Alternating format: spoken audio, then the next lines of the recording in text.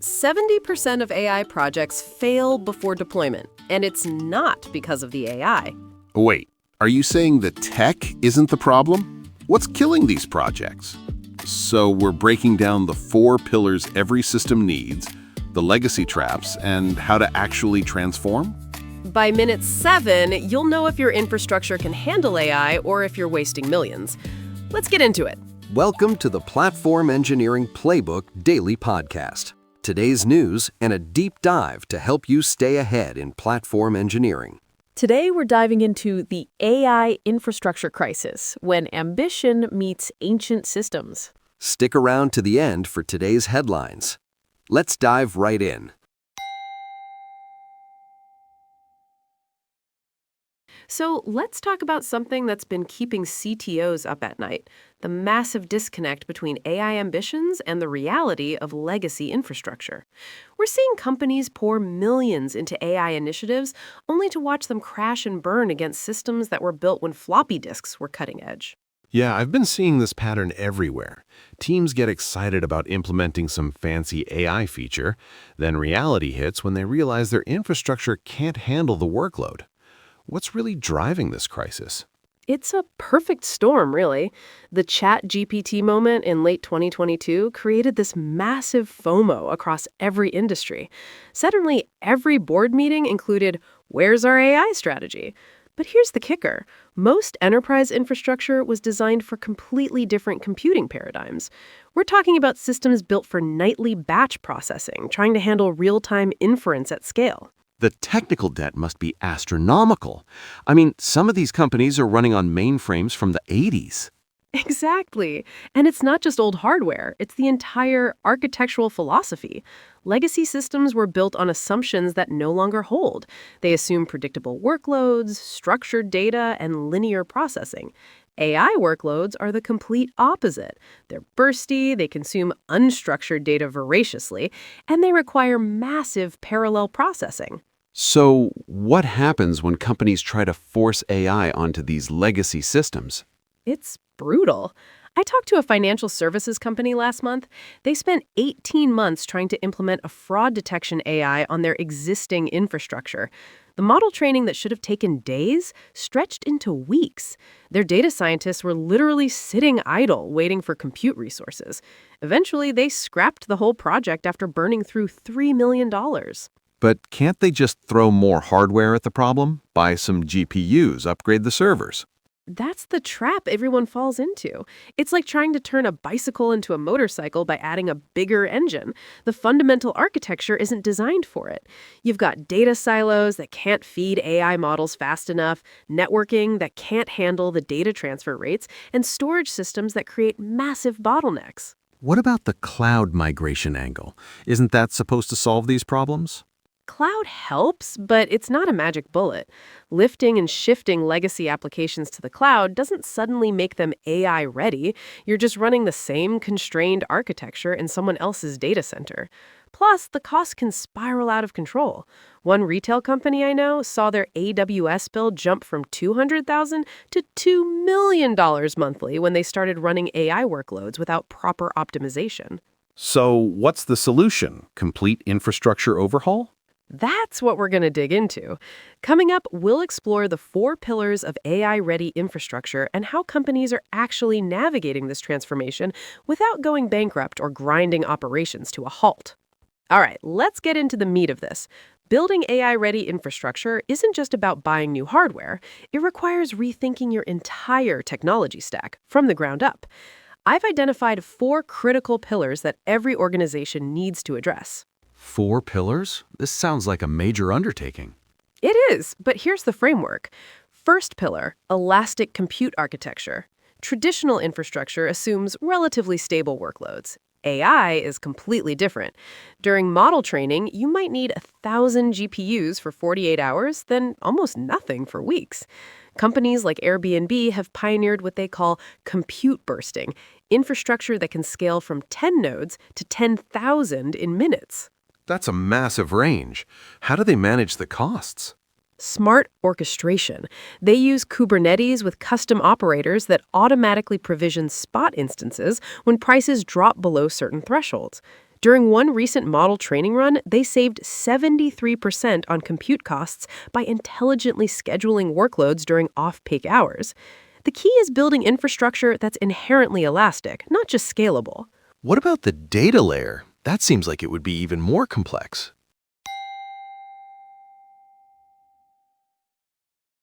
That's Pillar 2, Unified Data Fabric. Legacy systems have data scattered across dozens of silos: Oracle databases, mainframe files, data warehouses, you name it. AI models need seamless access to all of this. Netflix solved this by building what they call a data mesh architecture.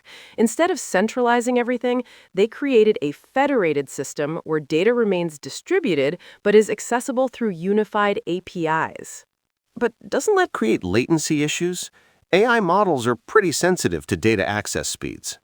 Great point. That's why they implemented intelligent caching layers. Frequently accessed data gets replicated closer to compute resources. They use Apache Arrow for in-memory columnar storage, achieving sub-millisecond access times even for datasets in the petabyte range. The performance numbers are staggering. Query times dropped from minutes to milliseconds. What's the third pillar? Continuous integration and deployment for AI, or what I call ML operations infrastructure. Traditional CI/CD pipelines assume you're deploying code. With AI, you're deploying models, data pipelines, and feature stores. It's exponentially more complex. Uber built something called Michelangelo that handles this. It versions not just models, but entire data pipelines, feature definitions, and training configurations. That sounds like it would require a complete rethinking of deployment practices. Absolutely. One fascinating example, Spotify's deployment pipeline for their recommendation models. They're not just deploying a binary, they're deploying a 50-gigabyte model file, updating feature stores with billions of entries, and coordinating rollouts across thousands of servers. They had to invent new deployment patterns like shadow deployment, where new models run alongside old ones for weeks, comparing predictions before full rollout. The operational complexity must be mind-boggling. What about monitoring and observability? That's actually Pillar 4, AI native observability. Traditional monitoring looks at CPU, memory, disk usage. For AI, you need to monitor model drift, prediction latency, feature quality, and training serving skew. LinkedIn built an entire observability platform called Fairness Flow that monitors not just performance, but also bias metrics in real time across hundreds of models. So they're monitoring the actual quality of AI decisions, not just system metrics? Exactly. They track prediction confidence distributions, input data characteristics, even societal impact metrics. When their job recommendation models started showing gender bias in engineering roles, the system automatically flagged it within hours instead of months. The infrastructure detected subtle statistical shifts that human reviewers would have missed. What about companies that can't build all this from scratch? Not everyone has Netflix or Uber's engineering resources. That's where the platform engineering approach becomes crucial. Smart companies are building internal platforms that abstract away this complexity. They're creating self-service portals where data scientists can provision GPU clusters, deploy models, and monitor performance without understanding the underlying infrastructure. It's about democratizing AI infrastructure within the organization. But doesn't that just hide the complexity rather than solve it? It's more about managing complexity at the right layer. Platform teams handle the infrastructure complexity, while data scientists focus on model development. The key is creating the right abstractions. Coming up, we'll talk about practical steps teams can take to start this transformation without betting the entire company on a multi-year infrastructure overhaul. So let's get practical. If you're a platform engineer listening to this, wondering how to start modernizing infrastructure for AI, here's your roadmap. Where do teams even begin? The scope seems overwhelming. Start with an infrastructure assessment, but not the traditional kind. Map your data flows, not just your systems. Where does data live? How does it move? What are the access patterns? I recommend what I call the AI readiness heat map. Color code every system based on 3 criteria: data accessibility, compute flexibility, and operational maturity. That's a clever approach. What typically shows up as red zones?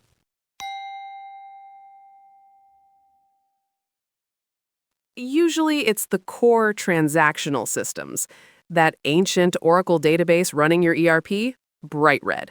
The mainframe handling payment processing, crimson.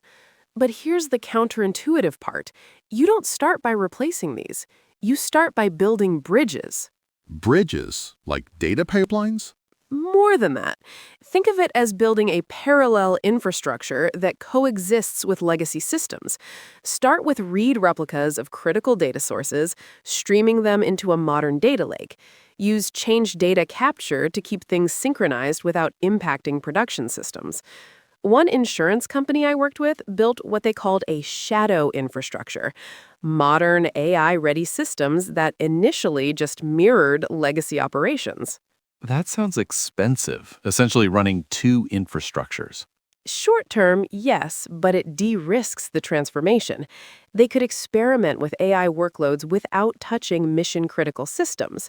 Within 18 months, they were routing 30% of workloads through the new infrastructure. By year 3, legacy systems were handling only compliance-mandated processes. The ROI was massive. AI-driven claim processing reduced costs by 60%. What about the skills gap? This requires different expertise than traditional infrastructure. Critical point. You need 3 new skill sets on your platform team. First, ML infrastructure engineers who understand distributed computing and GPU optimization. Second, data platform engineers who can build streaming architectures and feature stores. Third, AI operations specialists who understand model lifecycle management. But here's the key. You don't need to hire all these people. Start by upskilling your existing team. How realistic is that? The learning curve seems steep. More realistic than you'd think. Your best Kubernetes engineers, they're already 70% of the way to being ML infrastructure engineers. That database architect who's been optimizing queries for decades, they understand data access patterns better than most data engineers. The skills transfer more than people realize. What about the build versus buy decision? Should teams be building this infrastructure or buying platforms? The smart approach is strategic assembly. Buy the foundational layers, use managed Kubernetes, leverage cloud AI services for standard workloads, build the differentiation layer, custom orchestration for your specific workloads, proprietary feature engineering pipelines. Think of it like Lego blocks. You buy the blocks, but build your own castle. Any specific recommendations for teams starting this journey? 3 concrete steps. First, implement a feature store within the next quarter, even a basic one. It'll teach you about AI data patterns and provide immediate value. Second, set up a GPU-enabled Kubernetes cluster, even if it's just for experimentation. Get your team comfortable with the tooling. Third, pick one AI use case, something visible but not mission-critical, and build end-to-end infrastructure for it. Customer churn prediction, demand forecasting, something with clear ROI but low risk. What should teams watch out for? Any common pitfalls? The biggest one, trying to boil the ocean. I've seen too many grand transformation plans that never get past PowerPoint. Start small, prove value, then expand. Also, don't ignore security and governance. AI infrastructure introduces new attack vectors, model poisoning, data extraction attacks, prompt injection. Build security in from day one. Looking ahead, where do you see this going? We're heading toward what I call infrastructure as intelligence. The infrastructure itself will become AI-powered, self-optimizing, self-healing. Imagine Kubernetes clusters that predict their own failures, databases that automatically optimize for AI access patterns, networks that route based on model requirements. The platform engineers who master this transition won't just be building infrastructure, they'll be architecting intelligence itself. That's a powerful vision. Any final thoughts for our listeners? The gap between AI ambition and infrastructure reality isn't going to close itself. But here's the opportunity. Platform engineers who bridge this gap become the most valuable technologists in their organizations. You're not just keeping the lights on anymore. You're enabling the future of intelligent systems. The crisis we talked about, it's actually the biggest opportunity platform engineering has ever seen. Before we wrap up, let's catch up on this week's infrastructure news. There's a fascinating new development in the security space. Cloudflare and MasterCard are teaming up to bring attack surface intelligence directly into the Cloudflare dashboard. According to their blog post, they're integrating MasterCard's risk recon capabilities for continuous discovery and monitoring. That's interesting. So platform teams can now see their external attack surface right alongside their existing Cloudflare Security Center data. Exactly. It's about translating those risk insights into actual protection. This could really help teams identify exposed assets they might not even know about. Speaking of platform improvements, Pulumi Cloud just rolled out Google sign-in support. Finally. Right?